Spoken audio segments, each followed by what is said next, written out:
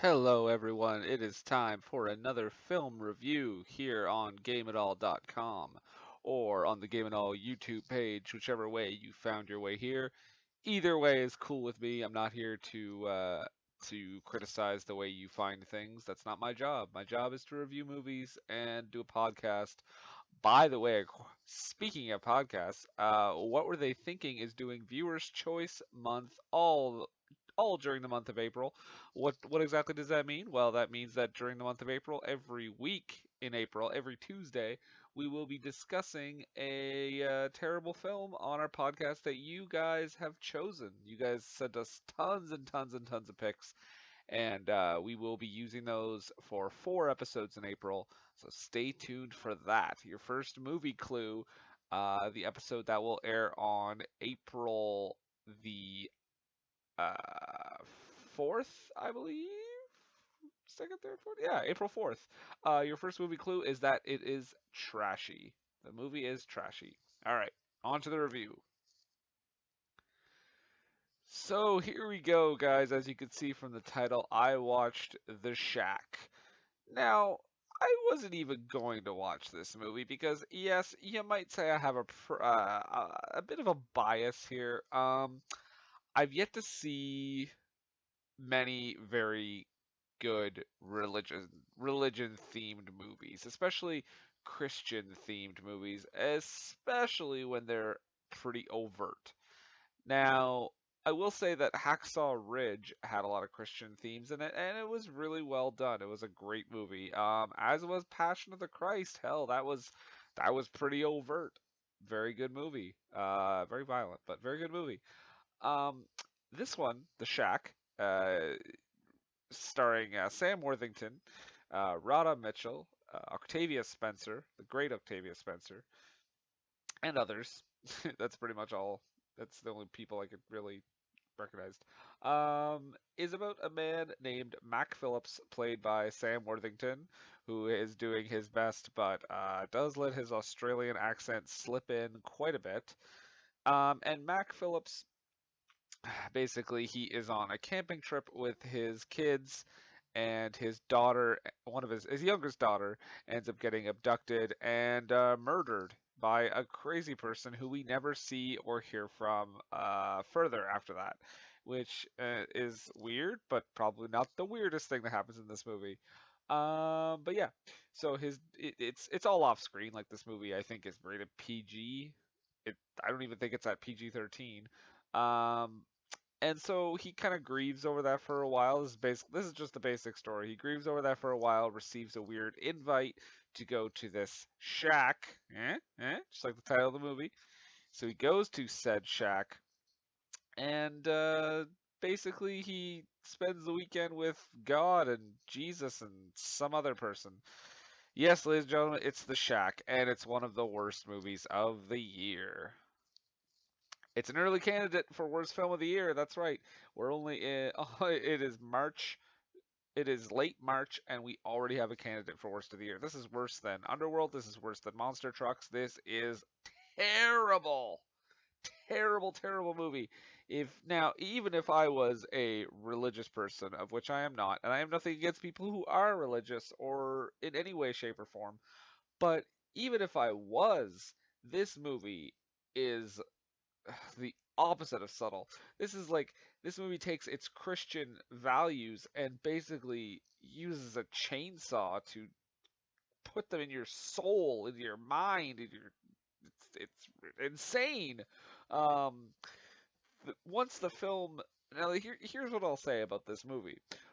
Once the film started, I thought, it's shaping up to be whatever. Like, it's probably a 2-star affair at this point. But man, oh man, when he gets to that shack, and we just get scene after scene after scene of just sermonizing and blah blah blah. Like, the intention of the film is that well, Mac basically he blames God because his family is religious. Mac has never been all that religious. He's kind of just there.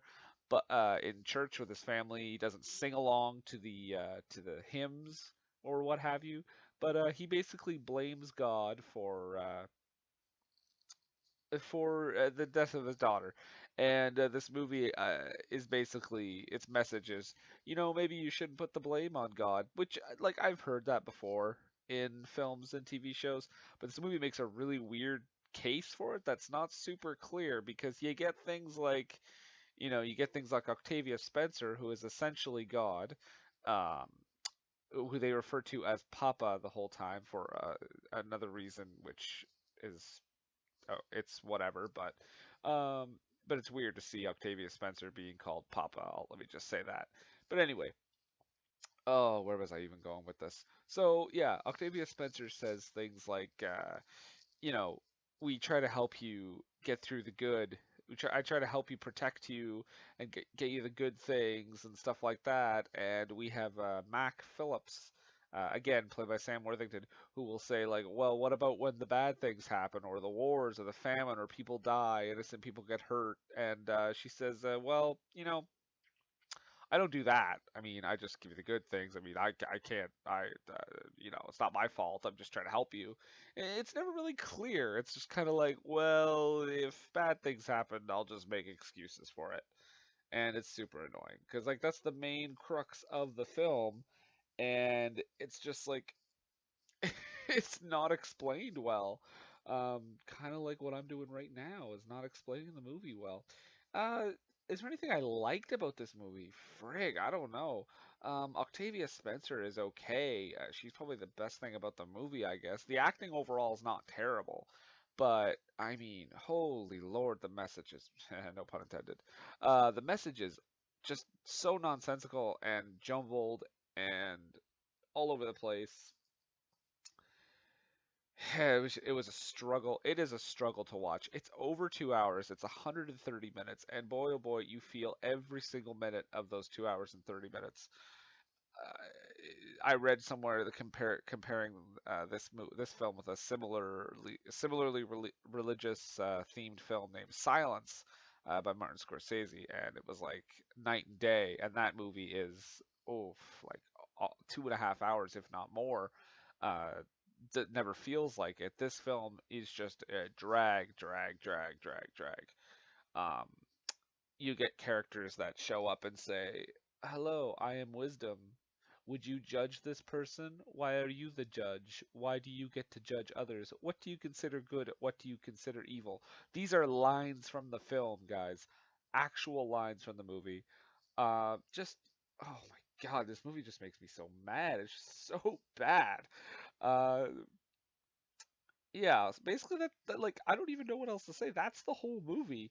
The setup is the murder of the child, and then he goes to this place. Now, I will give the filmmakers credit, I guess, for the actual look of the film, because it doesn't look terrible. Like the actual scenery of the garden and the house and the shack, when Mac visits it, is fine, and it visually it looks nice, I guess, but I mean that's it. Like it's so hollow and it's so vapid and fucking just blah. It's a really bad film.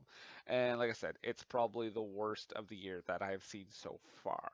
Uh Chips notwithstanding. We'll see what happens when that one comes out.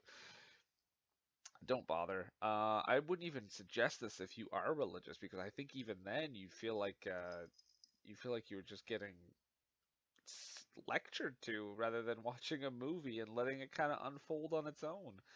There's also little bit of backstory from the beginning of the film where you see Mac, again Sam Worthington, and his Mac and his mother being beaten up by his father, and it kind of they kind of end that scene with the suggestion that he poisoned and killed his father, and then they never revisit it. They revisit the idea, but you never quite know exactly what happened there. Even though the film hints at it, it never really tells you, and that's a pretty big detail you want to know about someone's character background if you're supposed to get behind them as a character at all. Um, yeah, it's bad. It's bad, guys. Stay far, far away. I'm giving this one 1 star out of a possible 5 stars, and recommending that you never watch it. It's horrid.